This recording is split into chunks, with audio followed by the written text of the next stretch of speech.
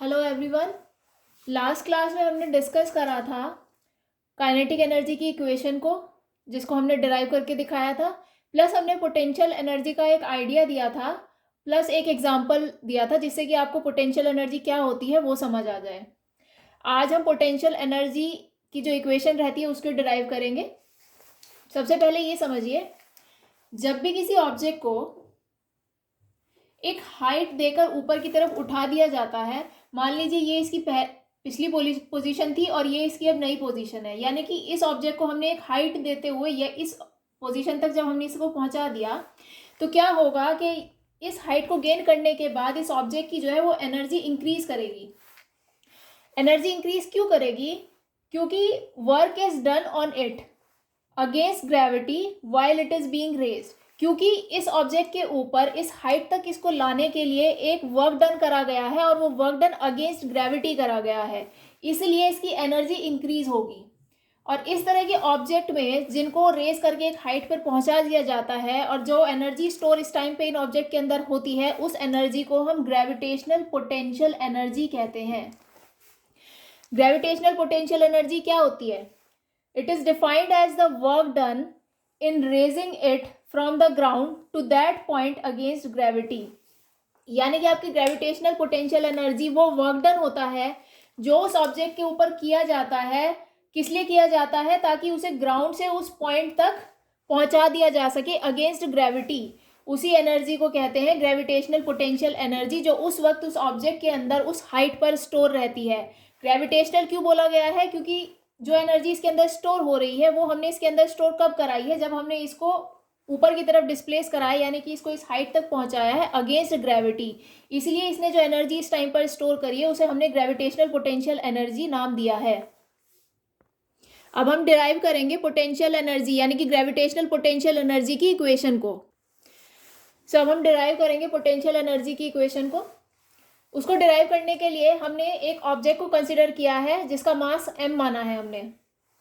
हमने इस ऑब्जेक्ट का मास m माना है और हम ये कह रहे हैं कि हमने इसे एक हाइट दी है h, जिस पर हमने इसे रेज किया है, उस हाइट को हमने h माना है।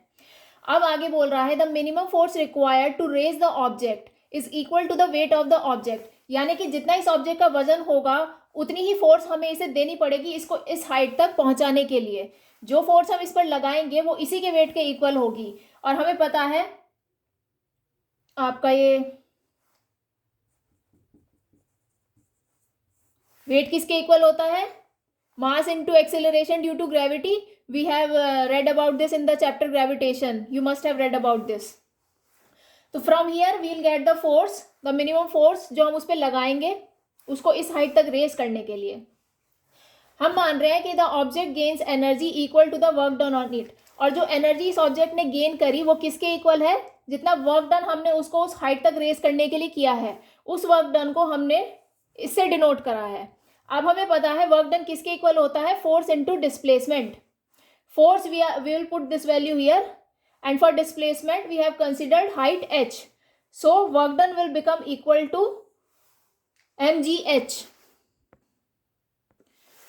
तो अब हमें पता चल गया है कि वर्क डन के लिए क्या आया है? mgh।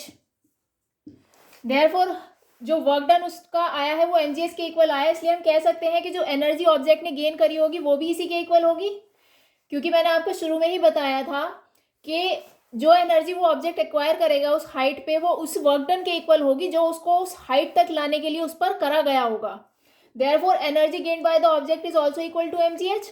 और हमने पोटेंशियल एनर्जी को रिप्रेजेंट करने के लिए इस सिंबल का यूज किया है आपकी बुक के अकॉर्डिंग, और ये इक्वल हो जाएगा आपका mgh के। Fine, so this is the final expression for potential energy. आगे हम समझेंगे law of conservation of energy. तो law of conservation of energy को जानने से पहले तो कुछ चीजें हम एनर्जी की फॉर्म के बारे में जान लेते हैं। तो the form of energy can change from one form to another. तो एनर्जी की जो फॉर्म है एक फॉर्म से दूसरी फॉर्म में चेंज हो सकती है।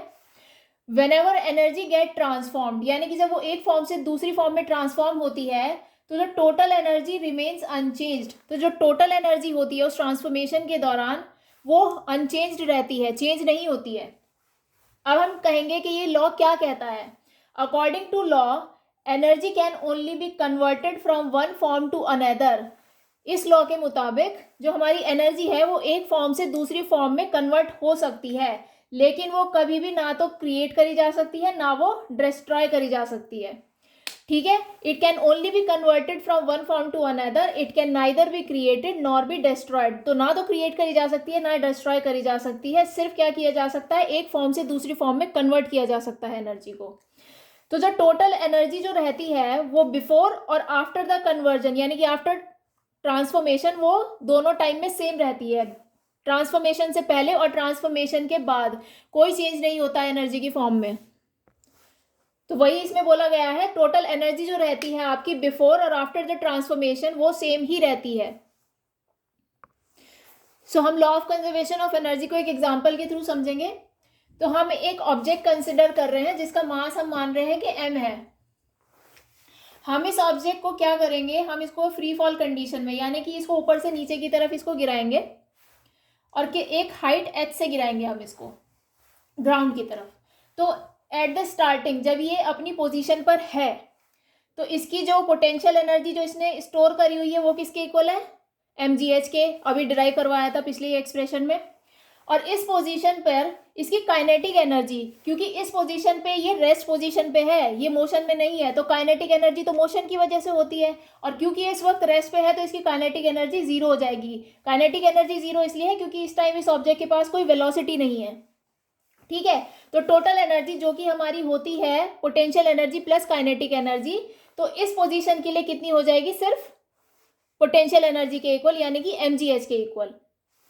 आगे हम देखेंगे कि जब ये नीचे की तरफ ये आना शुरू होएगा ऑब्जेक्ट, तो इसकी जो पोटेंशियल एनर्जी जो इसने यहाँ पे अपने अंदर रेस्टोर करके रखी हुई थी, इसकी पोटेंशियल एनर्जी जो चेंज होना स्टार्ट होएगी, जब ये फॉल होना स्टार्ट होएगा ऑब्जेक्ट, इसकी पोटेंशियल एनर्जी धीरे धीरे काइनेटिक एनर्जी में चेंज होना शुरू होएगी।